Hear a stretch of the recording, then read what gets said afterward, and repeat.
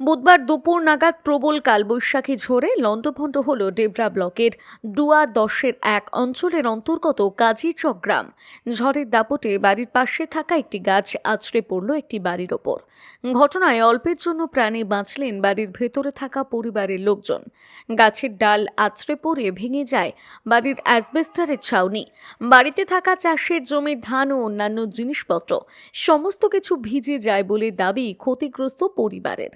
অভিযোগ, ঘটনার প্রায় 28 ঘন্টা পার হয়ে গেলেও ক্ষতিগ্রস্ত পরিবারকে সাহায্যের জন্য কেউ এগিয়ে আসেনি। জানা গিয়েছে বাড়িটি এক সংবাদ মাধ্যমের কর্মীর। তারপরেও কোনো রাজনৈতিক দল কিংবা প্রশাসন সাহায্যে এগিয়ে না আসায় উঠছে প্রশ্ন, একজন সংবাদ মাধ্যমের কর্মীর পরিবার যদি প্রাকৃতিক দুর্যোগের সময় সাহায্য না পান, তাহলে সাধারণ মানুষ কী ধরনের সাহায্য পাবেন? ঝড় হয়েছিল একটার সময়, যে ঝড়টা এলো আমার ঘরে গাছ পড়ে ভেঙে জল টল পড়ে ঘরটা হয়ে গেছে। কোনো নৈতিক দল আসেনি, আমরা কোনো ইরান উপপ্রধানকে জানাইছিল, এসে দেখেও যায়নি, কোনো তিরপলও দিয়ে যায়নি। আমাদেরকে ভোটের সময় এসে ভোট নিতে আসবে, বলবে আমি তোমাদেরকে দেখবো, তোমাদের রাস্তা করে দেবো, তোমাদেরকে এই করবো, তবুও এসে দেখে যায়নি। 1:30 নাগাদ যে বৃষ্টিটা হয়ে গেছে, সেই বৃষ্টিটা প্রচুর ক্ষতি হয়েছে আমাদের এলাকায়। আমার বিশেষ করে বেশি একটা আকাশবাণী গাছ ছিল বাড়ির সামনে, সেটা ভেঙে পড়ে গেছে।